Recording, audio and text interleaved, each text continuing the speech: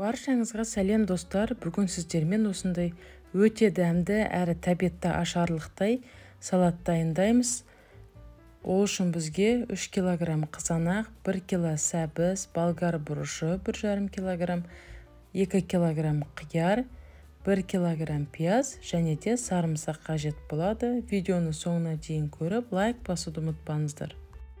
Ең алдымен пиязымызды жуып тазалап, осылай ортасынан бөліп, жіңішке етіп видеодағыдай турап шығамыз.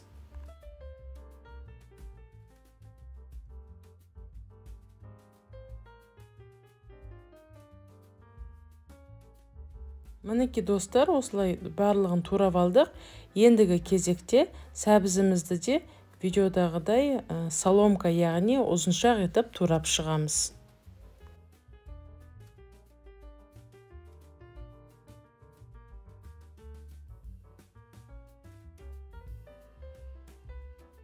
Мінекей достар, сәбізімізде дайын болды. Онан соң қиярларымызды да жуып тазалап, осылай ұзыншақ етіп барлығын турап шығамыз.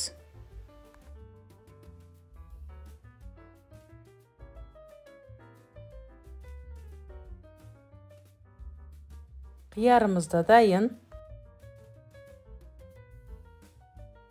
Бұрыштарымызды да осылай ортасындағы дәндерінен тазартып, видеодағыдай жіңішке етіп турап шықтым. Біздің бұрыштарымыз түрлі түсті, туралғанда осындай әдемі болып шықты. Салатқа қосатын қызанақтарымызды да жуып дайындап қойдық. Оларды да осылай видеодағыдай турап шығасыздар.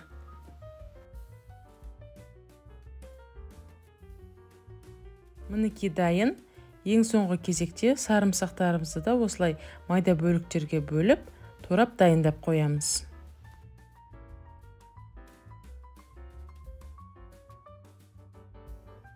Барлық көкөністеріміз дайын болды.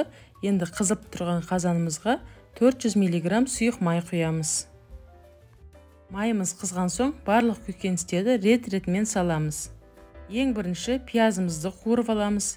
Пиязымыз шамамен 5 минут қуырылған соң, артынша сәбізімізді саламыз.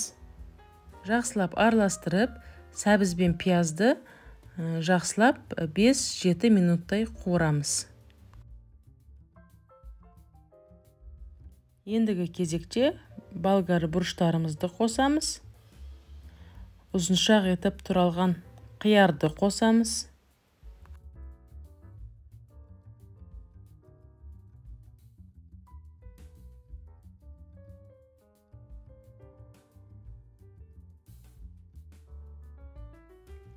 Салатымызды жақсылап араластырдық. Енді ең соңында қызанақ қосамыз.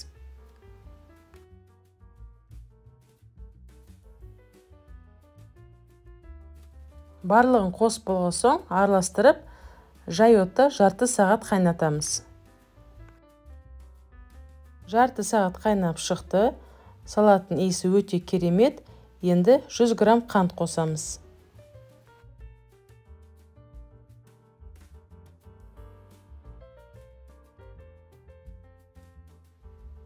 Дәміне қарай тұз саламыз.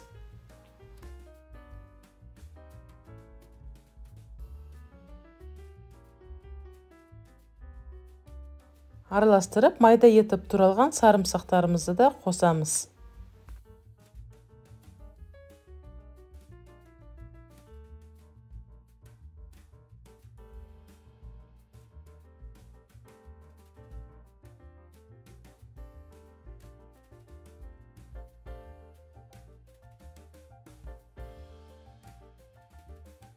Және де қалауларыңызша ас көк немесе ақ желкен қоссаңыздар болады. Мен бұл салатқа ақ желкен жапырағын майда етіп турап қостым. Және де ең соңында салаттың дәмін келтіру үшін 7-8 лавр жапырағын қосып, қазанды жай отқа қойып, салатымызды тағы да 5-7 минут қайнатып алдым.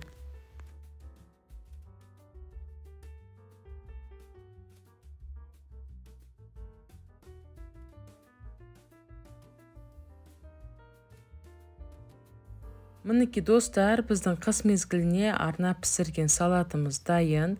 Иісі өте керемет болып шығып жатыр. Түрі де өте әдемі. Барлықтарыңызға осы салатты жасап көруге кеңес беремін.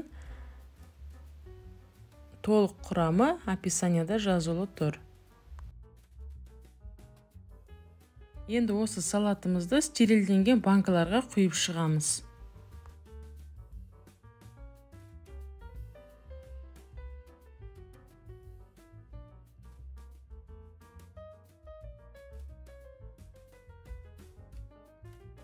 Мен бір банкаға бір дана аспирин салдым. Және де қақпағын бұрап осылай жабасыздар. 1,5 литрліктен 5 банка шықты. Астарыңыз дәмді болсын.